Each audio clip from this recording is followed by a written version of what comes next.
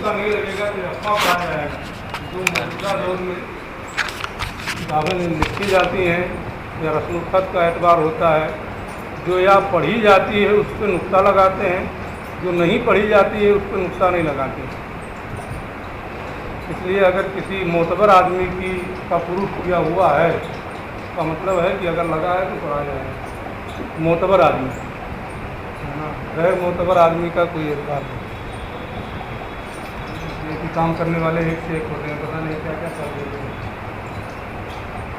वरना इस वक्त जो मुहक्किकीन के यहाँ राइज है वो यही है, अगर या तो पढ़ना है तो नुक्ता लगाएंगे, नहीं पढ़ना है तो नुक्ता नहीं लगाएंगे।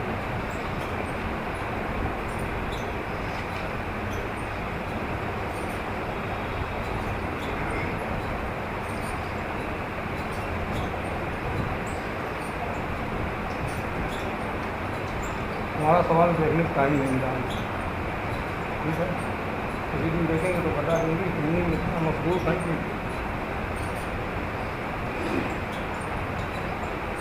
बिस्मिल्लाहिर्रहमानिर्रहीम। फल खफ़िय्यु मा ख़फ़ियल मुरादु बिहा बिआरिज़िन ला मिन हैसु सिग़ति।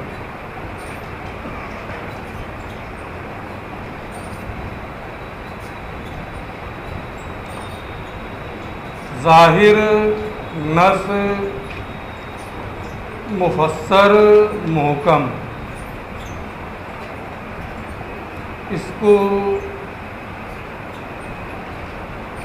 इनको तारीफ़, मिसाल और अहकाम के साथ आप पढ़ चुके हैं।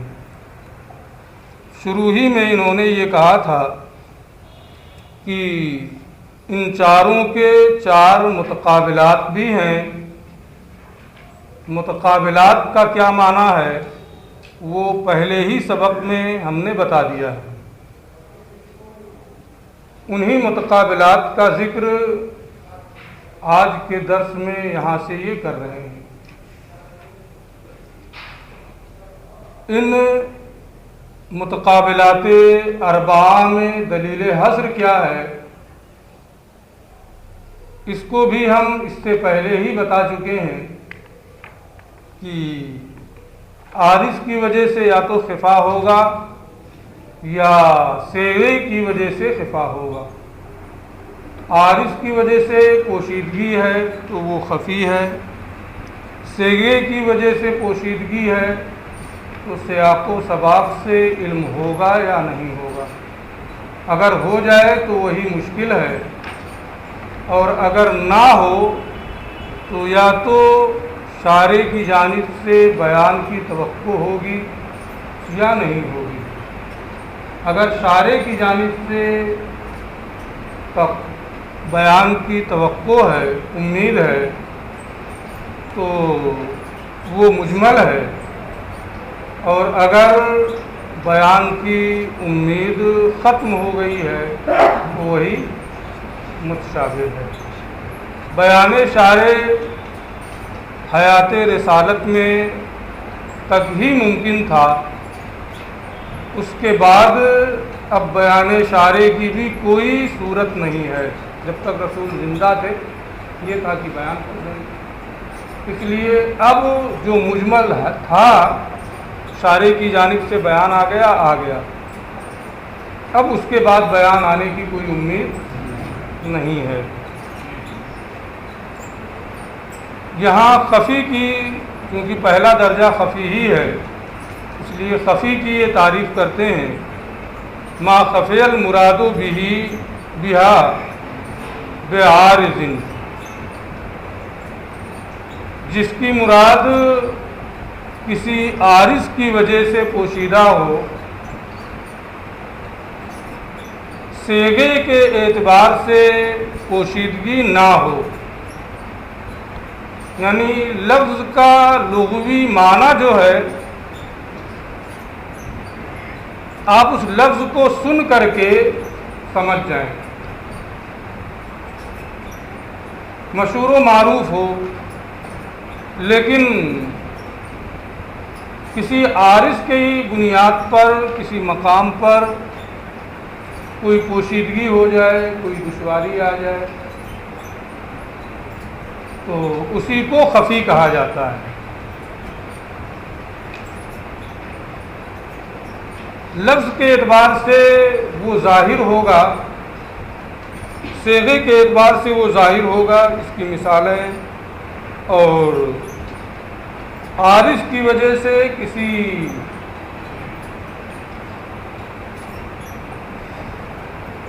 بنیاد پر وہ معنی پوشیدہ ہو گیا ہوگا، اس کی مثال یہ آنے والی سطر میں خود ہی پیش کریں گے۔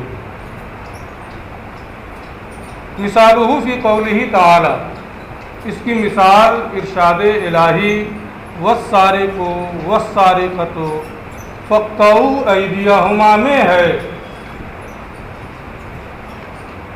سارق کا معنی، سارقہ کا معنی چوری کرنے والے مرد و عورت، سب جانتے ہیں چوری کرنے والے مرد و عورت، سارق کا یہی معنی ہے۔ تو سارق اپنے معنی لغوی میں کوئی ایسا ہے جو زبانداں ہو اور سارق کا لفظ یا سارقہ کا لفظ اس کے سامنے بولا جائے اور وہ نہ سمجھ پائے۔ ظاہر سی بات ہے، اگر کوئی زبانداں ہے، اگر کوئی زبان ہی نہیں جانتا ہے، وہ نہیں سمجھ رہا ہے، تو اس سے کوئی فرق نہیں۔ اگر کوئی زبان کا جاننے والا ہے اور اس کے سامنے سارق یا سارقہ کا لفظ بولا جائے تو اس لفظ کے معنی لغوی کو سمجھنے میں اسے کوئی دقت نہیں ہوگی۔ یا اس میں کوئی ہے ایسا جو سارق اور سارقہ کا معنی نہ جانتا ہو؟ اتنی بڑی جماعت میں کوئی ہے ایسا کہ سارق اور سارقہ کا معنی نہیں جانتا ہے؟ آپ زبانداں ہیں، لفظ اپنے صیغے کے اعتبار سے بالکل ظاہر ہے، اس کے معنی میں کسی طرح کی کوئی پوشیدگی نہیں پائی جا رہی ہے۔ لیکن ایک لفظ آتا ہے کرار کا، ایک لفظ آتا ہے نباش کا۔ کرار کہتے ہیں جیب کترے کو، نباش کہتے ہیں کفن چور کو۔ تو آیت کریمہ میں آ رہا ہے، ہم اپنی طرف سے نہیں بولتے، اس میں ہے نا؟ اچھا، تو اس میں پڑھ رہا ہے، ٹھیک۔ تو کرار جیب کترے کو، نباش کفن چور کو کہتے ہیں۔ چور اور سارق اور سارقہ کا معنی تو آپ کو معلوم ہے، اس کے بارے میں قرآن نے یہ حکم دیا کہ ان کا ہاتھ کاٹا جائے۔ لیکن کرار جو ہے، اس کا ہاتھ کاٹا جائے یا نہ کاٹا جائے، اس میں آدمی تردد میں پڑ جاتا ہے، کیونکہ سارق اسے نہیں کہا جاتا ہے، اس کا الگ ایک نام ہے کرار، عرف میں اسے سارق نہیں کہا جاتا ہے، لغت میں بھی اس کے لیے الگ سے ایک لفظ وضع کیا گیا، ایک نام اسے دیا گیا کرار کا، اسے سارق نہیں کہا جاتا ہے۔ تو جب سارق نہیں کہا جاتا ہے تو اس کا ہاتھ کاٹا جائے گا یا نہیں کاٹا جائے گا؟ غور و فکر کرنا پڑے گا کہ پوشیدگی ہو گئی کہ نہیں۔ چور اور چور مرد و عورت کے ہاتھ کاٹنے کا حکم ہے، کرار کو سارق نہیں کہا جاتا ہے، اس کا اسے الگ سے ایک نام دیا گیا ہے۔ اگر وہ سارق ہی تھا تو سارق ہی کہا جاتا، کرار کیوں کہا گیا ہے؟ تو اسے الگ سے ایک نام دے دیا گیا جو جیب کترا ہوتا ہے۔ تو اس سے یہ پوشیدگی ہوئی کہ کیا یہ سارق میں آتا ہے یا نہیں آتا۔ اگر کوئی جیب کاٹ لے تو اس کا ہاتھ کاٹا جائے گا یا نہیں کاٹا جائے گا۔ اسی طریقے سے نباش، کفن چور، وہ بھی کفن چراتا ہے، مردے کا مر گیا، آپ دفن کر کے آئے، گیا کفن نکال کے لے آیا۔ آج کے زمانے میں تو یہ سوچنا بھی بہت عجیب لگتا ہے کہ کیسے کوئی جا کے کفن چرائے گا، لیکن پہلے کپڑوں کی اتنی فراوانی نہیں تھی. آپ صحابہ کے بارے میں سنتے رہتے ہیں کہ ایک ہی چادر ہوتی تھی، گھر میں ان کی اہلیہ اسے پہن کے نماز پڑھتی تھی اوڑھ کے، اور وہ جب نماز سے فارغ ہو جاتی تھی تو وہ اسی کو اوڑھ کر کے مسجد نبوی میں نماز کے لیے حاضر ہوتے تھے. تو پہلے اتنی فراوانی نہیں تھی جس طرح سے آج باپ کی دولت پر لوگ ہے نا ناجائز اڑاتے ہیں. باپ کی دولت ہے، کوئی مطلب ہی نہیں. تو یہ پیشہ بھی لوگ کرتے تھے، کفن چراتے تھے. کسی نے دفن کر دیا، گیا نکال لایا، کم سے کم ایک چادر بن گئی. اب نباش اسے بھی الگ سے ایک نام دیا گیا، اسے سارق نہیں کہا گیا، الگ سے اسے نام دیا گیا. تو یہ شبہ ہو کہ سارق ہے یا نہیں. اگر کفن چرا لائے تو اس کا ہاتھ کاٹا جائے گا یا نہیں کاٹا جائے گا. سارق نہیں کہا جاتا ہے اسے، تو ہاتھ نہیں کاٹا جانا چاہیے. یہ شبہ ہو گیا طرار اور نباش کے حق میں. تو اس میں غور و فکر کرنا پڑتا ہے، تأمل کرنا پڑتا ہے. آپ غور کریں گے تو چوری کا معنی، سرقہ کا معنی آپ قدوری میں پڑھ چکے ہیں کہ حرز سے مال محفوظ کو جو 10 درہم سے کم نہ ہو کوئی لے کے چلا جائے. تو اب اگر مال محفوظ کو پوشیدہ طور پر حرز سے کوئی لے کے جائے تو اسے چوری کہتے ہیں. طرار میں وہاں حرز ہے کہ نہیں، رکھ کر کے بالکل حفاظت سے رکھے ہوئے ہیں. اور مال محترم بھی ہے پوشیدہ طور پہ، اس میں تو کیا چوری کرنے میں کہ بہت زیادہ حفاظت کا آدمی رکھ دیا ہے کہیں سامان، بالکل اس پہ نگاہ جما کر کے بیٹھا ہوا نہیں ہے کہ کوئی لے کے جائے نہ، کوئی لے کے جائے نہ. ایسا نہیں ہے. باہر بھی چلا جاتا ہے، گھر میں سامان رکھا ہوا ہے، کوئی آیا لے کے چلا گیا، چوری کر لے گیا، تو اس میں کیا ہے، اس میں ہاتھ کاٹنا ہے.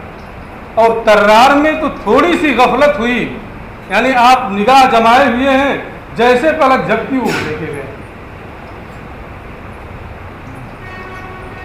تو طرار میں سرقہ کا معنی بوجہ عتم موجود ہے، کامل طور پر اس میں اس کا معنی پایا جاتا ہے. مال محفوظ کو حرز سے پوشیدہ طور پہ لے جانا اس میں بھی پایا جاتا ہے. لیکن سرقہ میں کیا ہے کہ لے کے گیا آدمی، بہت زیادہ اس کے چکر میں نہیں رہتا ہے، رکھ دیا ہے مال، لے کے چلا گیا، ہاتھ کاٹا جائے. یہاں تو باضابطہ لوگ بار بار جیب پہ بھی ہاتھ لے جاتے، کوئی لے تو نہیں گیا، کوئی لے تو نہیں گیا. حرز تو ہے، پیکٹ میں رکھے ہوئے ہیں. قدوری کیوں نہیں پڑا ہے؟ وہاں پوچھنا چاہیے نا، حرز کا معنی ہے قدوری میں کہ نہیں؟ گزشتہ سال پڑھا ہے کہ نہیں پڑھا ہے؟ محفوظ جگہ ہے نا، اس کا عمومی معنی ہے. اور پھر قدوری دیکھ لینا باقی تفصیل کے لیے، وہ سب اس میں پڑھا ہے کہ کیا نام، دیوار میں سوراخ ہے، وہاں سے کچھ نکال لیا، اور ساری چیزیں، سارے مسائل اس میں ہیں. تو اس پہ حرز کا اطلاق ہوگا کہ نہیں ہوگا. حرز یعنی محفوظ ہے نا. کیا میں کہہ رہا تھا، اصل میں کچھ لفظ میں وہ بولتا ہوں جو آپ پڑھ چکے ہیں اس پہ میری توجہ نہیں ہوتی. بات میں آسان بولنے کی کوشش کرتا ہوں کہ آسان سے آسان بولیں، لیکن جس کے بارے میں یقین ہے کہ یہ لفظ آ چکا ہے اور بار بار آ چکا ہے، آخر آج نہیں سمجھے گا تو کب سمجھے گا، ہے نا. اس لیے اس کو بولتے ہیں. کیا بول رہا تھا میں؟ تو ترار میں چوری کرنے کا معنی بوجہ عتم پایا جا رہا ہے، تھوڑی سی غفلت ہوئی کہ لے کے غائب ہو گیا، اس لیے ترار کا بھی وہی حکم ہوگا جو سارق کا، اس کا ہاتھ کاٹا جائے گا۔ لیکن نباش میں، کفن چور میں مال محفوظ کو کی وہ حفاظت کر رہا ہے، اس کے اندر تو حفاظت کرنے کی مردے کے اندر صلاحیت ہی نہیں ہے، تو حفاظت کیا کرے گا؟ تو جب اس کے اندر حفاظت کرنے کی صلاحیت ہی نہیں ہے تو حرز سے مال محترم کو لے جانے کا معنی نہیں پایا گیا۔ چوری کرنے کا معنی تو پایا جا رہا ہے لیکن بہت ناقص ہے، سرقہ کا جو معنی ہے اس سے بہت کمتر ہے، اور جب اس سے کمتر ہے تو اعلیٰ کے لیے کوئی حکم ثابت ہو تو کمتر کے لیے ثابت ہو جائے گا۔ اس لیے نباش جو ہوگا اس کے ہاتھ کو نہیں کاٹا جائے گا۔ یہ ترار اور نباش کے حق میں یہ آیت کریمہ کیا ہے؟ ٹھیک ہے، خفی وہ ہے جس کی مراد کسی عارض کی بنیاد پر پوشیدہ ہو، سیگے کے اعتبار سے نہیں۔ اس کی مثال ارشاد الہی والسارق والسارقۃ فاقطعوا ایدیہما میں ہے، فإنہ ظاہر فی حق السارق والسارقہ، یہ چور مرد اور عورت کے بارے میں تو بالکل ظاہر ہے، سیگے ہی کو سن کر کے ہر کوئی سمجھ سکتا ہے۔ خفی فی حق الترار والنباش، جیب کترے اور کفن چور کے بارے میں یہ پوشیدہ ہے، اس کے ہاتھ کو کاٹا جائے گا یا نہیں کاٹا جائے گا، اس میں پوشیدگی پائی جا رہی ہے، اور اس میں طلب کرنا پڑے گا، غور و فکر کرنا پڑے گا، تاکہ مراد اس کے جو مختلف محتملات ہیں ان میں سے کوئی ایک معنی متعین ہو جائے۔ میں نے وہ متعین کر دیا ہے۔ وَكَذَلِكَ قَوْلُهُ تَعَالَى، یوں ہی ارشاد الہی ہے، الزَّانِيَةُ وَالزَّانِي فَاجْلِدُوا كُلَّ وَاحِدٍ مِّنْهُمَا مِائَةَ جَلْدَةٍ، زانی اور زانیہ کو 100 کوڑے مارو اگر غیر محسن ہے، اور اگر محسن ہے، پارسا ہے، اب اس کو بھی کہے گا کہ محسن والا بتائیے، صفت احسان پر اگر وہ ہیں، ابھی جلدی اس کو پڑھا ہوگا، ہے نا، کتاب الشہادت میں وہاں بھی دوبارہ آیا کتاب الشہادہ میں کہ 4 لوگوں نے زنا کی گواہی دی، 2 لوگوں نے احسان کی گواہی دی، پھر شہود احسان رجوع کر گئے تو کیا حکم ہے، پڑھا ہے نا، تو وہاں دوبارہ پھر بتایا گیا ہوگا کہ احسان کیا ہے، اس لیے ابھی یاد ہے، تازہ تازہ ہے، تو اس سے پہلے اور بھی پڑھ چکا ہے اسی قدوری میں، یاد ہے احسان کی کیا شرطیں ہیں، کون کون سی چیزیں شرط ہیں، سب پڑھا کے جاؤ کہ سب بھائی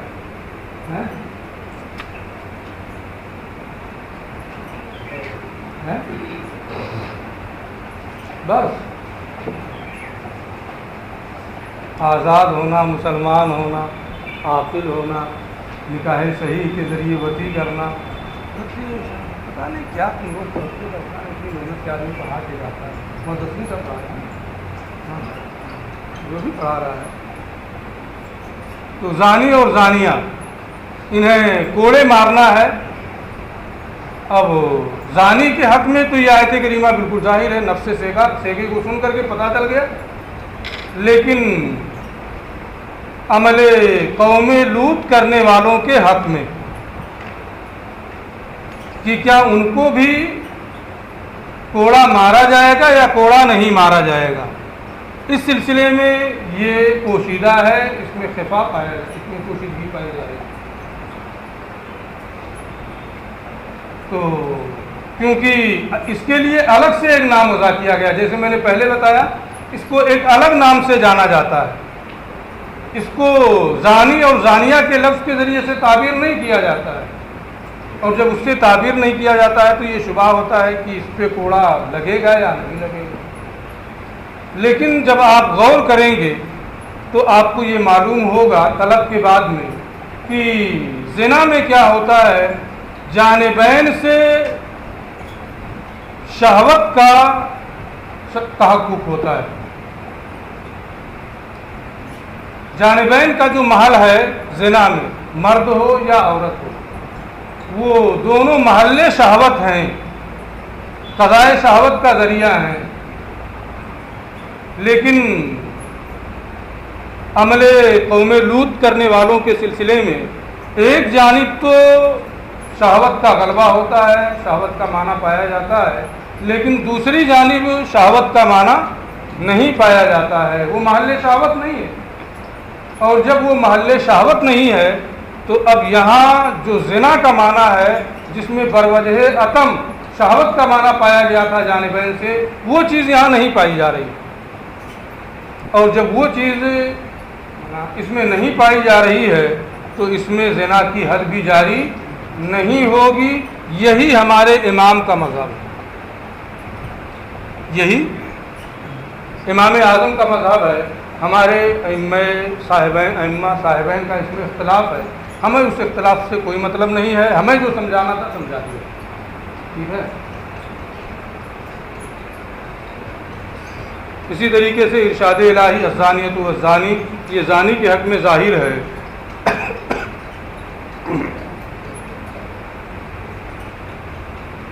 اور لوطی کے حق میں یہ پوشیدہ ہے. غور و فکر کے بعد میں یہ معلوم ہوا کہ اس میں زنا کا جو معنی ہے وہ معنی اس میں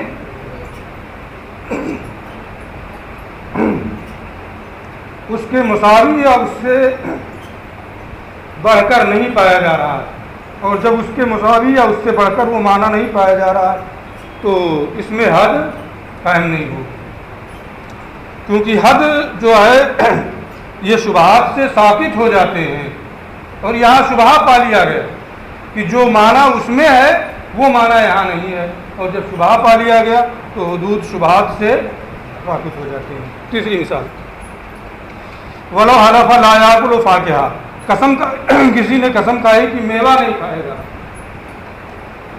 تو اب فاکہہ نہیں کھائے گا، میوہ نہیں کھائے گا، یعنی جو تلذذ و تنعم کا سبب بنتا ہے، جس میں غذائیت نہیں پائی جاتی ہے. اب اگر وہ غذائیت اس میں پائی جاتی ہے، غذائیت کے لیے کھا رہا ہے، تنعم و تلذذ مقصود نہیں ہے. جیسے پہلے انار کھاتے تھے، انگور کھاتے تھے، وہ تفقہ اور تنعم کے لیے نہیں ہوتا تھا، تلذذ کے لیے نہیں ہوتا تھا، بلکہ غذا کے لیے ہوتا تھا. تو انار، بلکہ انار دوا کے طریقے پر بھی کھاتے تھے، آج بھی کچھ لوگ دوا کے طور پہ انار کھاتے ہیں. تو اگر تنعم و تلذذ کا معنی اس میں پایا جا رہا ہے تو ایسی صورت میں اس کے کھانے سے وہ حانث ہوگا. اور اگر تلذذ و تنعم کا معنی لذت حاصل کرنے کا معنی نہیں ہے، صرف غذائیت کا معنی ہے، جیسے انار میں اور انگور میں، تو اس سے وہ حانث نہیں ہوگا. لیکن اس وقت تو اس کو بھی تفقہ ہی کہا جاتا ہے نا ہمارے ملک میں.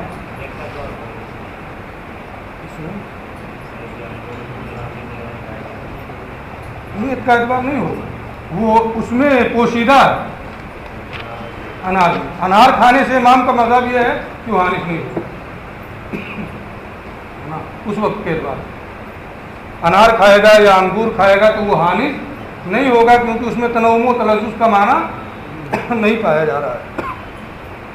ولو حلف لا یاکل فاکہۃ، اگر کسی نے قسم کھائی کہ میوہ نہیں کھائے گا تو یہ ظاہر ہے ان چیزوں میں جسے تنعم کے طور پہ، تلذذ کے طور پہ، لذت حاصل کرنے کے لیے کھایا جاتا ہے.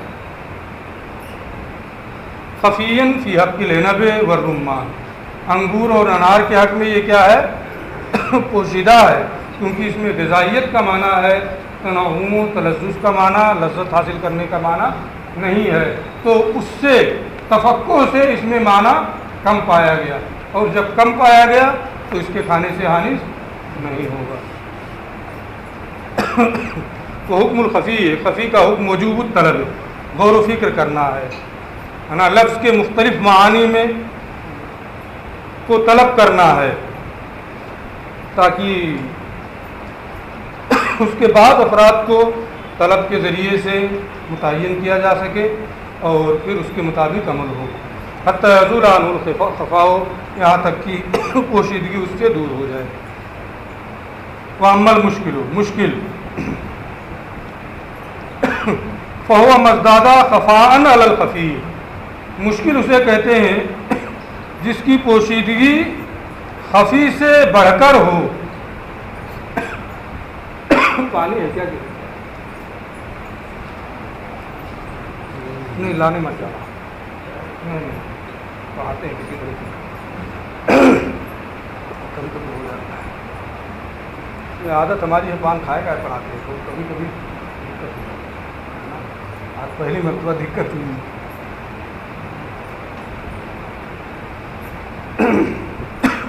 واما المشکل، اور مشکل فہو مزداد خفاء علی الخفی، خفی مشکل اسے کہتے ہیں کہ جس میں پوشیدگی اور خفا یہ خفی کے مقابلے میں زیادہ ہو، بڑھا ہوا ہو، یعنی صرف طلب سے اس کو حاصل نہ کیا جا سکے۔ کانہ بعد ما خفی علی السامع حقیقتہ دخل فی اشکالہ و امثالہ، گویا اس کے بعد کہ سننے والے پر اس کی حقیقت پوشیدہ ہے، پہلے والے میں بھی یہ ہے کہ سننے والے پر اس کی حقیقت پوشیدہ ہوتی ہے، جیسے ترار و نباس ہے، سننے والے پر اس کی حقیقت کے پوشیدہ ہونے کے بعد وہ اپنی ہم شکلوں اور اپنی نظیروں میں شامل ہو گیا۔ یعنی کوئی آدمی ہے، اگر وہ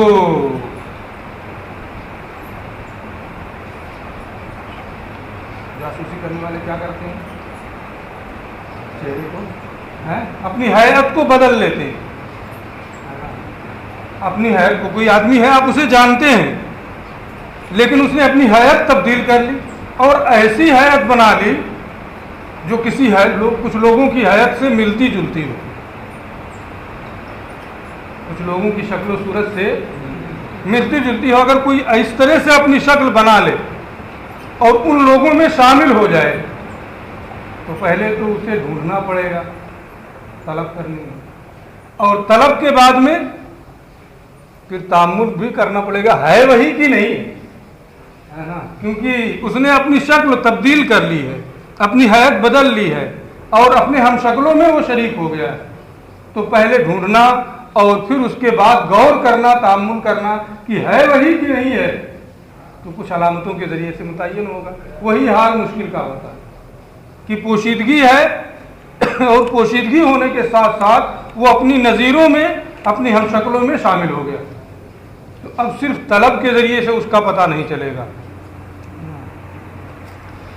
فهو مزداد خفاء علی الخفی کانہ بعد ما خفی علی السامع حقیقتہ، تو گویا سننے والے پر اس کی حقیقت کے پوشیدہ ہونے کے بعد وہ اپنی ہم شکلوں اور اپنے امثال اور نظیروں میں داخل ہو گیا، حتی لا ینال المراد، یہاں تک کہ مراد کو نہیں پایا جا سکتا ہے اس خفی، اس مشکل کے، الا بالطلب، مگر یہ کہ ڈھونڈنا پڑے گا، اسے جستجو کرنی پڑے گی۔ جو مثال میں نے دی ہے ایک حصی مثال تقریب فہم کے لیے، ثم بالتأمل، پھر مل جائے تو غور کرنا پڑے گا، ملنے کے بعد تأمل بھی کرنا ہوگا، حتی یتمیز عن امثالہ، تاکہ وہ اپنی ہم شکلوں سے ممتاز ہو جائے۔ مثال کر لیں، آج کم ہو گیا ہے نا۔